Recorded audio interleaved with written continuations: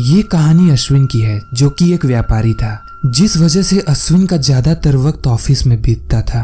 उसे अक्सर घर जाते हुए देर हो जाती थी और वो देर रात घर पहुंचता। ऐसे ही एक दिन ऑफिस में बहुत ज्यादा काम होने की वजह से अश्विन को काफी देर हो गई। उसे घर जल्दी जाना था, इसलिए उसने शॉर्टकट रास्ता चुना। वो रास्ता थोड़ा कच्चा था और बहुत ही सुनसान था। वो उस रास्ते पे चला जा रहा था, जो कि एक गांव से होते हुए जाता था। ये रास्ता इतना सुनसान था कि रात के वक्त दूर दूर तक इंसान तो क्या, जानवर भी भटकने की हिम्मत नहीं करते थे। अभी अश्विन कुछ दूर ही आगे बढ़ा कि उसने देखा कि सामने एक कार खड़ी थी। भला ये कार यहाँ क्या कर रही है? अश्विन ने जब आसपास नजर दौड़ाई तो वहां कोई नहीं था। उसे घर जाने की जल्दी थी, इसलिए वो उतर के वहां कार को देखने के बजाय घर जाना ज्यादा बेहतर समझा और उसने अपनी कार आगे बढ़ा ली। कुछ दूर चलने के बाद उसने देखा कि सामने एक लड़की जो कि पैदल जा रही थी। उसे फिर से ताज्जुब हुआ, इस सुनसान रात में ये लड़की यहाँ क्या कर रही है? अश्विन ने उस लड़की के बगल में कार रोकी और उससे पूछा कि वो इतनी रात इस सुनसान रास्ते पे क्या कर रही है। इस पर उस लड़की ने बताया कि वो शहर से गांव वापस आ रही थी और रास्ते में उसकी गाड़ी खराब हो गई, जिस पर अश्विन को सारा माजरा समझ आया और उसने उस लड़की को घर छोड़ने का डिसीजन लिया।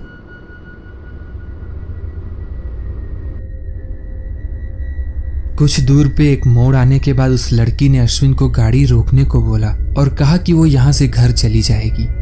अश्विन ने गाड़ी रोकी और वो लड़की वहां से चली गई। इसके बाद अश्विन अपनी घर की तरफ आने लगा। रास्ते भर अश्विन उसी लड़की के बारे में सोचता रहा। वो लड़की बहुत खूबसूरत थी और अश्विन को पसंद आ गई थी। अगले दिन जब अश्विन ऑफिस गया तो उसने देखा कि वही लड़की वहां ऑफिस में आई थी, नौकरी की तलाश में। उसे देखकर अश्विन बहुत खुश हो गया और उसने तुरंत उसे नौकरी दे दी। उसने अश्विन को अपना नाम सुनहरी बताया। सुनहरी रोज ऑफिस में काम करने आती और देखते ही देखते अश्विन और सुनहरी को प्यार हो गया। ये दोनों एक दूसरे को इस तरह चाहने लगे कि अश्विन ने अपने घर पे सुनहरी के बारे में सबको सब कुछ बता दिया। और चूंकि अश्विन एक सफल व्यापारी था, उसके घर वालों को इस रिश्ते से कोई परेशानी नहीं थी। कुछ दिन तक तो सब कुछ ठीक चला, पर अचानक शहर में लोगों की बड़ी ही अज्ञात तरीके से मौत होने लगी।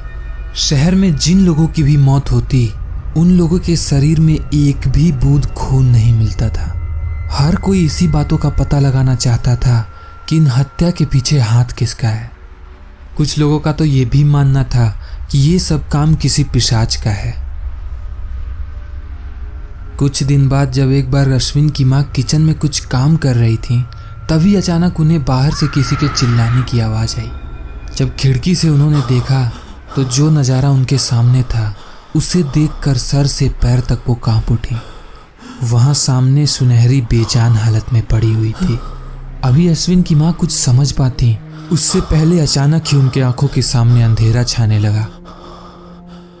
शाम में जब अश्विन घर आया तो उसने देखा कि घर में सुनहरी और माँ दोनों ही जमीन पे गिरे हुए हैं। जब उसने दोनों को उठाने की कोशिश की तो सुनहरी की अभी भी सांस चल रही थी, पर उसके माँ की मौत हो चुकी थी।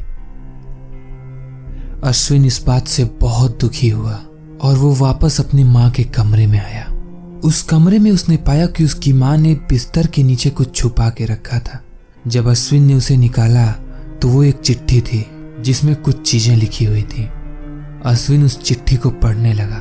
जैसे जैसे अश्विन उस चिट्ठी को पढ़ता, उसकी आंखों में गुस्से और आंसू की बाढ़ सी निकलने लगी। तो क्या है इस चिट्ठी का रहस्य और कौन है जो इस शहर में लोगों को अज्ञात तरीके से मार रहा है? इन सब सवालों का जवाब आपको मिलेगा इस कहानी के अगले भाग में।